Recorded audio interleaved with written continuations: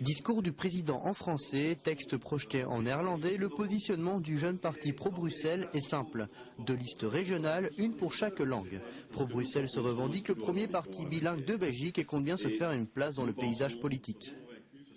On est au seuil des élections et ce n'est pas un hasard non plus si nous avons lancé ce parti il y a 1 an. C'est parce que nous voulons être présents aux élections régionales bruxelloises avec une liste néerlandophone et une liste francophone. Et Pro-Bruxelles, avec le même nom, présentera ces 2 listes avec le même programme et ce sera Pro-Bruxelles. Et ce n'est pas un hasard non plus. Pro-Bruxelles, c'est quoi? C'est la contraction de Bruxelles en français, en anglais et en néerlandais. Un parti qui se veut fédérateur et défenseur des intérêts de la capitale, chiffre à l'appui, Pro-Bruxelles tente de prouver le déséquilibre des décisions prises par le pouvoir au sujet de Bruxelles. Aussi bien les partis néerlandophones que les partis francophones sont par essence communautarisés.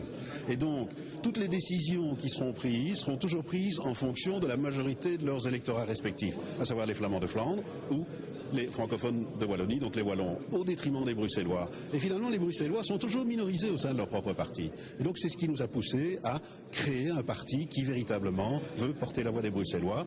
Un parti qui souhaite s'attaquer à ce qu'il considère comme le problème majeur de Bruxelles.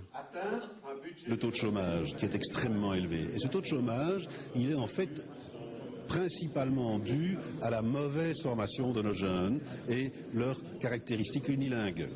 Et donc, pour ce faire, nous revendiquons davantage de compétences en matière d'enseignement et de formation pour la région bruxelloise pour pouvoir lutter contre le chômage en formant mieux les jeunes et en les préparant mieux au marché du travail, notamment en leur permettant d'être bilingues au sortir de l'enseignement.